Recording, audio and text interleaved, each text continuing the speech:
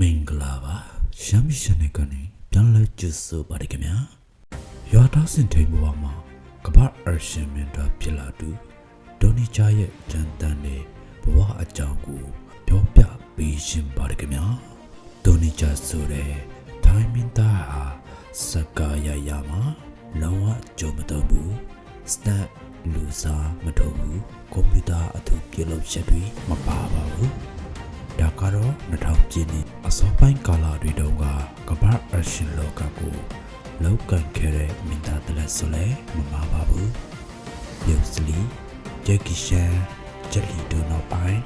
အာရှကနေပေါ်ထွက်လာတဲ့ထိုင်းအရှင်မင်းသားကမ္ဘာပြည်တကူမွေထိုင်းဆိုတဲ့ထိုင်းပညာနဲ့မိတ်ဆက်ပေးခဲ့ပါတယ်။သူကတော့ထိုင်းနိုင်ငံရဲ့ကုန်းဆောင်ဒူနီဂျာပဲဖြစ်ပါတယ်ခင်ဗျာ။ဒူနီဂျာရဲ့နာမည်ရင်းကတော့ဒရှာကွန်ယူဖြစ်ပြီး1996ခုနှစ်မှာထိုင်းနိုင်ငံဆိုရင်ခရိုင်မှာမွေးဖွားခဲ့ပါတယ်။သူရဲ့မိဘတွေကစင်တိန်လူဖြစ်တဲ့ကြောင့်သူဟာငယ်စဉ်ကလေးကစင်လူရဲ့ကြောင့်ပေါ်မှာကြီးပင်ခဲ့ရသူပါ။သူ့ဘဝကိုပြောင်းလဲစေခဲ့တဲ့အရာကတော့ဘုံကြီးကြောင့်ပွဲစည်းတွေမှာပြသလို့ရှိတယ်။ Bruce Lee ဂျက်ကီချန်တို့ရဲ့ရုပ်ရှင်တွေပါပဲ။အမင်းသားတွေကိုအားကျခဲ့တဲ့ဒိုနီချာဖောက်ခင်ဖြစ်သူရဲ့လက်ကွင်းထဲမှာရုပ်ရှင်တွေကမင်းသားတွေရဲ့တိုင်ကွယ်တွေကိုလိုက်လေ့ကျင့်ပြီးအရှင်မင်းသားဖြစ်ဖို့အိမ်မက်မက်ခဲ့ပါတယ်။ဒိုနီချာအသက်15နှစ်အရွယ်မှာတော့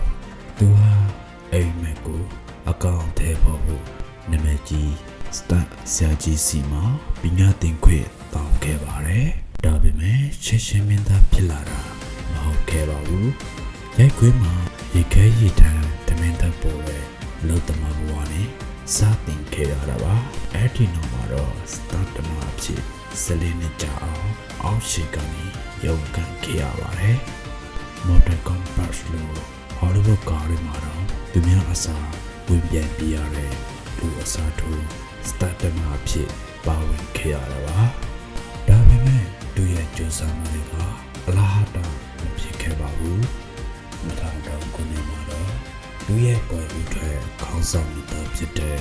အုံဘာစကားထွက်ရှိလာခဲ့ပါတယ်။ရှေးဟောင်းတိုင်းပြည်ဝင်ပါရန်ကိုအသုံးပြုထားတဲ့သူရဲ့တိုက်ကွက်တွေအမြင့်ခုံပြန်ချုံမှုတွေဟာကမ္ဘာပြည်တကူပစာအဟောင်းသာဖြစ်စေခဲ့ပါတယ်။2005ခုနှစ်မှာထွက်ရှိထားတဲ့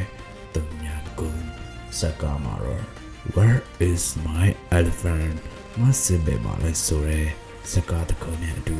တကယ်ကိုပေါတော့ခဲ့ပါတယ်။အဲ့ဒီစကားတွေက Lemonster One Shot တိုက်ခါအရှင်သမိုင်းမှာအခုထိပြောစစမပြူရနေစေပဲဖြစ်ပါတယ်။အာရှမှာအောင်မြင်ရုံနဲ့အောင်မြတ်ခဲ့တဲ့သူမြင်ကြဟောလိဝုဒ်အထိပါချစ်ဆက်ခဲ့ပါတယ်။2005ခုနှစ်